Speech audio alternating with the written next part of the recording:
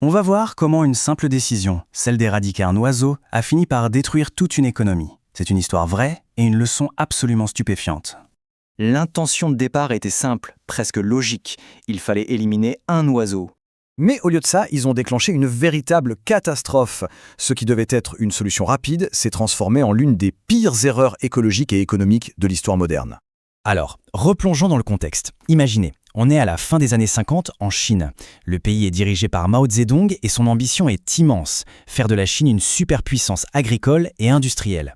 L'idée, c'est de maîtriser la nature, de booster la production pour nourrir des millions de gens. Et voici comment tout s'est enchaîné très vite.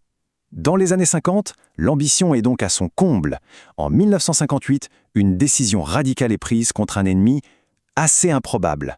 Et entre 1959 et 1961, l'impensable se produit, une catastrophe entièrement créée par l'homme. Au cœur de tout ça, il y a un problème qui semble évident, un truc que tout le monde peut voir. Les moineaux. Ces petits oiseaux, on en voit partout dans les campagnes, et oui, ils mangent les graines directement dans les champs. La conclusion des dirigeants est donc immédiate et en apparence pleine de bon sens. La phrase qui va sceller le destin de millions d'oiseaux est d'une simplicité terrible. Ils volent notre nourriture. À partir de là, la décision est prise. On entre alors dans la deuxième phase, la guerre contre les moineaux. Et ce n'est pas une image, non. On parle d'une mobilisation nationale à une échelle jamais vue. En 1958, la campagne des 4 nuisibles est lancée. L'objectif, éliminer 4 ennemis du peuple. Les rats, les moustiques, les mouches et, en 4e position, le moineau friqué. Ce qui est juste incroyable, c'est l'ampleur de l'opération. La population entière est appelée à participer. Hommes, femmes, enfants, tout le monde. C'est une guerre totale déclarée à un oiseau. Les méthodes sont d'une brutalité systématique. D'abord, le bruit. Des foules entières tapent sur des casseroles, des tambours pendant des heures, juste pour empêcher les moineaux de se poser. Ensuite, l'épuisement. Forcés de voler sans jamais s'arrêter, les oiseaux finissent par tomber du ciel, morts de fatigue. Et enfin, la destruction pure et simple. On arrache les nids, on brise les œufs, on tue les oisillons. Des millions et des millions de moineaux sont exterminés. Sur le moment, ça ressemble à une victoire totale. Les champs sont plus calmes. Sauf qu'en coulisses, un changement invisible et terrible est en train de se produire. C'est là que l'effet domino commence. Et voilà, on arrive au cœur du problème, à l'erreur de calcul monumentale. Le problème visible, c'était que les moineaux mangeaient une partie des grains. Mais la réalité cachée, celle que personne n'a voulu voir, c'est que les moineaux se nourrissaient aussi et surtout d'énormes quantités d'insectes qui, eux, ravageaient les cultures. La conséquence est mécanique et implacable. Une fois leurs prédateurs naturels disparus, les populations d'insectes ont littéralement explosé. Il n'y avait plus rien, plus personne pour les réguler. Et là, les vrais nuisibles entrent en scène. Des nuages de sauterelles, des criquets par millions, des armées de chenilles et d'autres insectes dévoreurs de récoltes se sont abattus sur le pays, sans aucun contrôle. Cette catastrophe écologique ne reste pas dans les champs, bien sûr. Elle se transforme très vite en catastrophe humaine.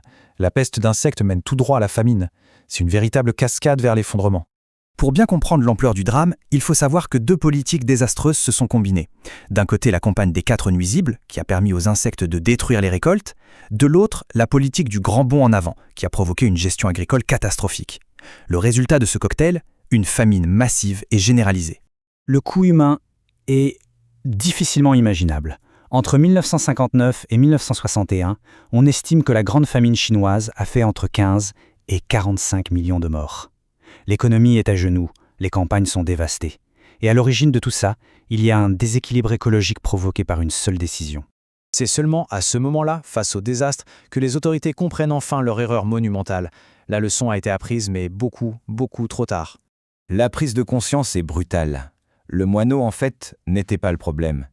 Il faisait partie de la solution. C'était un allié essentiel dans les champs, pas un ennemi. Et l'ironie finale, tragique, de cette histoire, c'est que la Chine, après avoir passé des années à massacrer ses moineaux, a été obligée d'en importer d'Union soviétique pour essayer de rétablir un semblant d'équilibre. Alors, qu'est-ce qu'on tient de tout ça? Finalement, cette histoire nous parle de l'équilibre incroyablement fragile de nos écosystèmes. La leçon est limpide. Dans n'importe quel écosystème, absolument tout est connecté. La disparition d'un simple oiseau a suffi à déclencher une réaction en chaîne dévastatrice. Tenter de contrôler la nature sans la comprendre en profondeur, c'est s'exposer à des conséquences qu'on ne pourra jamais maîtriser. Ils ont voulu éradiquer un nuisible et ils ont provoqué une famine. La question qui se pose forcément, c'est et si la prochaine grande erreur était déjà en train d'être commise ?